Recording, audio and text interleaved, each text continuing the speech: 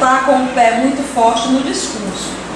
Ainda tem uma discussão que daria aqui muita confusão de gêneros textuais ou gêneros discursivos, né? Que é um capítulo desse livro que eu nem me atrevi a botar aqui.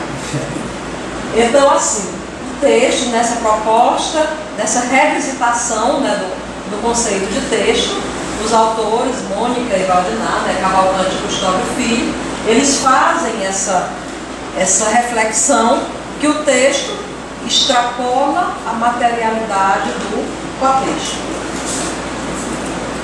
O que é indiscutível sobre o texto? O texto não se limita ao contexto, mas se o objeto do texto não se circunscreve na sua parte material, o que é exatamente a parte material? Aí vem o texto como um evento altamente complexo. Aí a gente vê isso aqui, imitando aqui ela, a bicha pôde, né? O que é esse evento altamente complexo? Seria aquele evento que alberga os gêneros. Né? Os gêneros textuais, eles seriam materializados, né, albergados nesse evento altamente complexo e que a parte não material dele envolve os aspectos sociodiscursivos, aliás, sociocognitivos e discursivos. Então, aquela definição de gênero que a gente discutiu ainda há pouco, vimos a de Beiserman, a de Schnell-Glidolf, eu falei brevemente da de Broncar, a de Miller, né? Acho que foram esses, e a de Bakhtin, né? Eles seriam aquele construto teórico, como Broncar chama, né? Ou aquela ação de linguagem, Broncar também chama de ação de linguagem. Aquela ação de linguagem, aquele construto teórico que estaria colocado nas definições de gêneros, se materializaria no texto. Sendo que o texto também tem aquela coisinha simples, ela é um evento complexo que envolve a parte material e a não material. Só aproveitando aí, nesse termo evento, eu acho que pega emprestado também aquele conceito de Gauguin, né, de texto como evento, onde é como uma espécie de local de interação. Você imaginar todo evento ele é realmente um local de interação com regras pré-determinadas. Essas regras podem ser modificadas.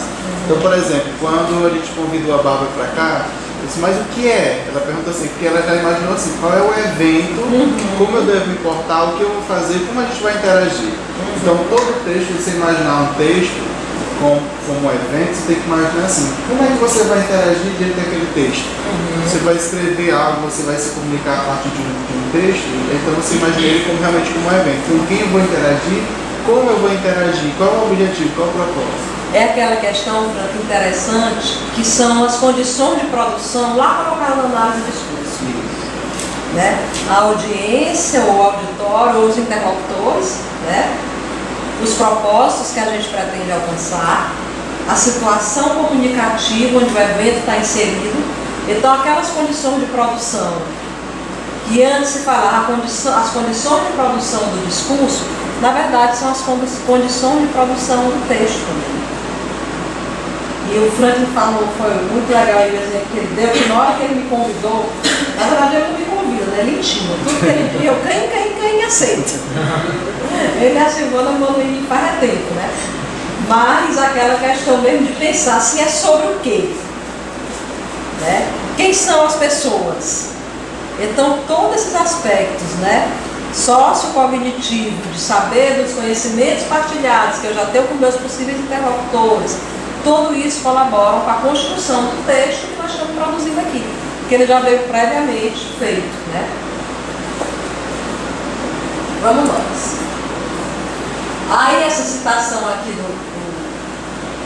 lá, mas eu não coloquei a Mônica aí, vamos deixar lá no artigo deles, em qualquer quadro que se delineie o estatuto do texto na atualidade, é preciso considerar a sua interdependência em relação ao discurso. Aquilo que o Franklin falava e que eu falei aqui das condições de produção do texto. As condições discursivas mesmo. Cada vez, gente, está mais tênue essa relação que separa as ciências da linguagem. Né? Um dia desse eu estava lendo um artigo sobre argumentação E teve um momento que os estudos da argumentação eram muito na materialidade aqui do texto, né? Aquela perspectiva de Diderot, os operadores argumentativos, depois foi por blocos semânticos, aí depois vai ampliando, agora chega a Mossy, né? Ruth a Mossy, por todas as condições mais discursivas. Então essa separação do texto e do discurso, considerando os estudos atuais, ela está cada vez mais tênue. Né? Pois é. Uma tendência cada vez mais dominante, então, é a da separação total entre essas duas instâncias de uso da linguagem. Era isso mesmo, gente. Acho que não era isso que eu tinha lido, não. Em qualquer quadro que se delineie o estatuto de texto na atualidade, é preciso considerar a sua interdependência em relação ao discurso. Aqui já é complementando uma tendência cada vez mais dominante, então, é a da separação total, que ele Cavalcante critica. Tem um componente discursivo muito forte e o sociocognitivo, né, das ciências cognitivas, da linguística cognitiva, que não dá para desconsiderar nem nas atividades de construção do sentido, nem na reprodução do texto. Aí Bezerra, finalizando a reflexão entre o que são gênero e o que são textos, lá no finalzinho do capítulo, olha só o que ele diz. Ao invés de se afirmar que gêneros textuais são textos, seria mais adequado ressaltar que o texto, tal como construído em cada situação, ele marca muito bem que há distinção metodológicas e teóricas entre essas definições, e que a gente precisa entender. E tem mais. Ele postula também que gênero não precisa a gente entrar naquela neura se discursiva ou textual. Gênero é gênero. Ao invés de se afirmar que gêneros textuais são textos, seria mais adequado ressaltar que o texto, tal como construído em cada situação de interação, remete às convenções de um ou mais gêneros, cujos propósitos predominam na situação específica. Observem aqui ressaltar a questão, porque mais do que a forma é o propósito. Em outras palavras, o que é construído ou materializado em cada situação comunicativa é o texto. O que a gente produz oralmente ou verbalmente, usando sua palavra, usando outras semioses, é o texto. Orientado pelas convenções do acordo social, que ele pegou bem aqui de Swales, né? Do acordo social, cabível naquela situação. Então, gente, para a gente aqui, na perspectiva que a gente vem estudando essas definições, eu penso que a perspectiva que o professor Benedito coloca, hoje ela está muito adequada. Né, de fazer essas diferenças conceituais entre gênero e texto e situando inclusive os objetos, né, como, né, passíveis de metodologia de análise. E essas implicações, elas são tão importantes, não só para a produção, seja muito bem-vinda, minha amiga, não só para a produção, né, mais teórica, mas também quando se fala no ensino. Agora a gente está ministrando a disciplina Gêneros Textuais, Discursivo e Ensino. O menino até está no ar como ouvinte, né? A Pérola e o Éder, já é na turma do Prof. Letras. Gente, essas confusões entre gênero e texto, entre a abordagem para didatizar a materialidade do gênero, ainda é tão confusa, né? E ela é confusa às vezes para o professor, né? Às vezes para a gente, professor do professor, mas muito forte também no material didáticos, nas avaliações externas. Né? E são definições, é necessário situar esses conceitos para que a gente pense, né, cientificamente como lidar com esses objetos teóricos, tanto o texto quanto o gênero. Ainda tem mais uma questãozinha para frente, mas sobre essa primeira parte. Vocês gostariam de fazer alguma colocação?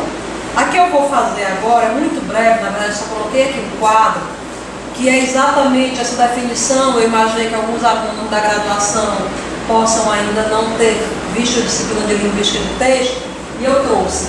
Mas é o quadro que está nesse livro, que diferencia gênero de sequência tipológica, que é outro drama. Né? Principalmente a gente pensando nas práticas de ensino da língua portuguesa. Se quiserem fazer uma colocação logo, É envelhecido, a gente vai concluir. A senhora falou sobre Bakhtin, Miles, Swales e Bezel. Isso. Os conceitos, mas tem um conceito claro de um brasileiro. Olha, Bakhtin, eu chamo de Bakhtin não, Marcuse, né? Marcuse, que é a professora Bernadette Rodrigues Biasi, que era professora da UFC, nas minhas leituras, são assim, dois brasileiros que primeiro discutiram o gênero. Marcuse, ele parte muito de Bakhtin. Eu trouxe aqui um quadrozinho dele, que ele diferencia sequência e gênero, é uma definição muito bakhtiniana. Bernadette, que em 2002, olha só, 2002, está com 15 anos, estava fazendo mestrado. Não vamos entregar na cidade, não. É porque a gente pulou do ensino fundamental para o mestrado. Nós éramos todos com altas habilidades. Podia. Eu ainda mamava, o Frank estava ainda com cordão umbilical e a Silvana estava aprendendo a falar. Então, em 2002, a professora Bernadette foi nossa professora. E ela tinha escrevido um texto naquela revista Perspectiva. Lembro muito desse texto dela. E ela dizia, será só mais um modismo? Ela já fazendo uma reflexão na questão dos PCNs que são de 97. Então, 5 anos depois da publicação dos PCNs, a professora Bernadette Biasi Rodrigues já fazia essa reflexão.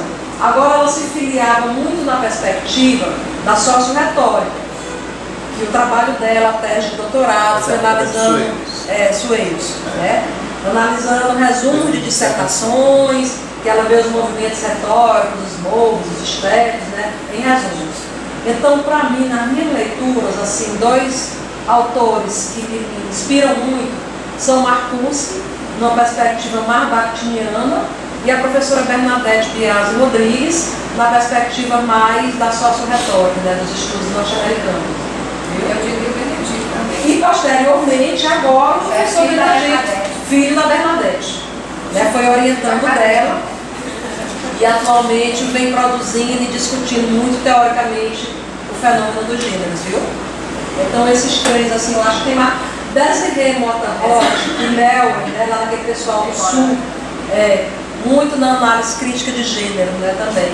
Mas aí só estão vivos, Benedito, né? E a Desirê. E aqui, pertinho da gente, tem o professor Chico Filho, que também tem feito, né, muitas reflexões sobre a questão do gênero lá no Grupo Catafra, na Universidade Federal. E o mais teoricamente mesmo, que tem produzido e publicado é o Benedito, o Marcuse e a professora Bernadette. Na verdade, a primeira pessoa que eu ouvi falar de gênero foi a professora Bernadette, lá no mestrado, né? A gente começou a entender direitinho como era esse fenômeno, viu?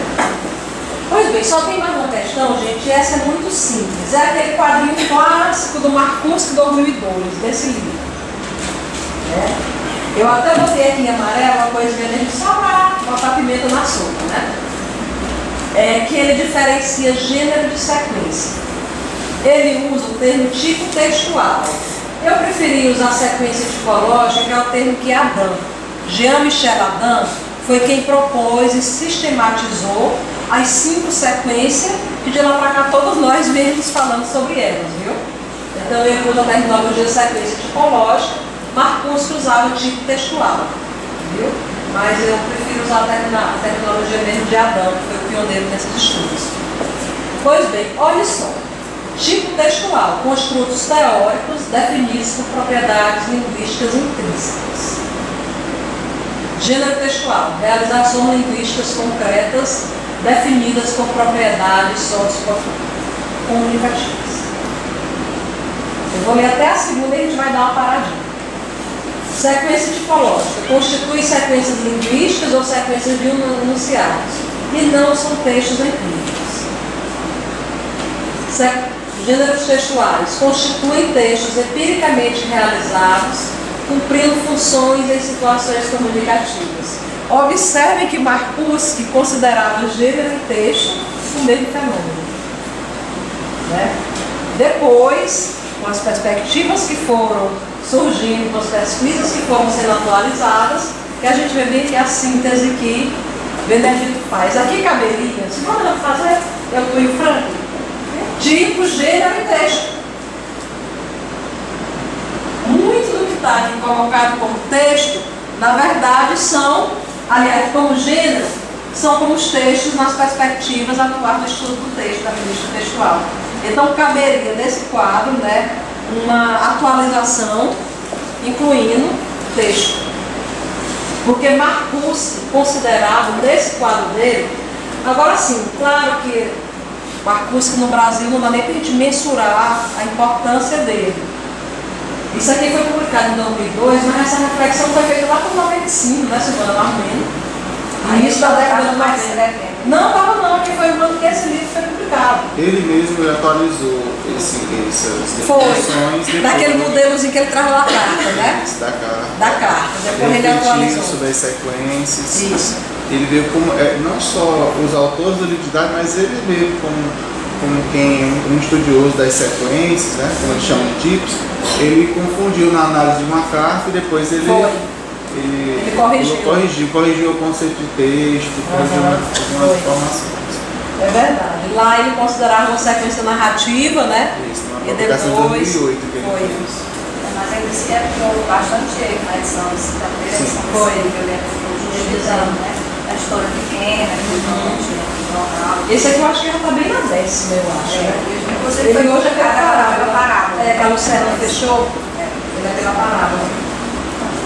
Então, sua nomeação para tipo abrange um conjunto limitado de categorias teóricas determinadas por aspectos lexicais, sintáticos, relacionológicos e tempos verbais. Para gênero, sua nomeação abrange um conjunto aberto e praticamente ilimitado de designações concretas determinadas pelo canal, estilo, conteúdo, composição e função. Olha só como aqui sempre muito vinculado, né, bebendo na fonte de Bakhtin. Muito bakhtiniana, né, a definição dele. Designações teóricas, a última linha, né? Tipo, narração, argumentação, descrição, injunção e exposição. Exemplo de gêneros, telefonema, sermão, carta comercial, carta pessoal, bilhete, aula dispositiva, reunião de condomínio e tantos outros. Gente, as sequências textuais, sequências tipológicas ou tipos textuais, como o Marcuse chamava, elas são elementos, né, da construção composicional dos diversos gêneros, que se materializam em variados textos. Alguns textos mais clássicos, que têm uma estrutura mais cristalizada, como por exemplo, um editorial do jornal, que a gente já espera mais ou menos o que vai conter lá. Então espera-se que a sequência predominante lá seja a sequência argumentativa.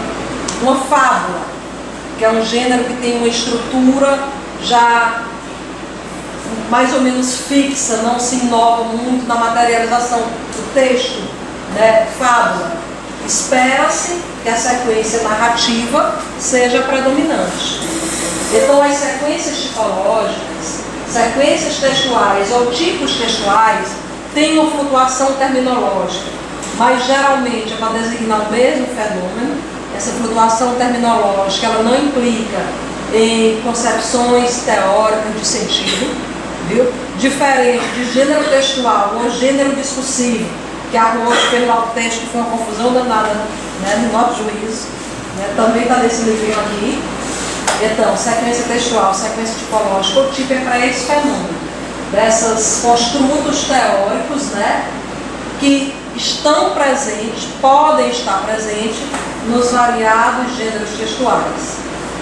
Nas diversas manifestações materiais dos gêneros, ou seja, nos textos, a gente percebe, né, traço dessa sequência. Aí tem o livrinho do Michel Adam, Jean-Michel Adam, em que ele caracteriza cada uma dessas sequências e fala dos elementos constitutivos. Quais são os elementos, né, que se espera encontrar numa sequência narrativa, numa sequência descritiva, numa sequência argumentativa. Ainda bem que isso a gente quase não está vendo, pelo menos em material em livro didático. Eu tenho olhado muito para livros didáticos, né? Eu sempre gostei dessa coisa de olhar para material didático. E cada vez menos a gente vê aquela coisa de escrever uma narração, né? Escreva uma dissertação, né? Escreva uma descrição. Então, cada vez menos essa confusão aí de pedir que produza a sequência, ao invés de pedir que se produza um exemplar de determinado gênero, pelo menos no material didático vem diminuindo. Precisa também ficar claro, né, nas cabeças nossas de professores de formação, ou professores que estão iniciando na docência e na educação básica. Pois bem, gente, meu recado, se explicar alguma coisa, era mais ou menos esse. Eu pontuei mesmo para abrir um tempinho aqui para a discussão. O Franca disse que era até 5 horas, nós temos daqui então meia hora para fazer a discussão. Silvana e Franklin respondem aqui também.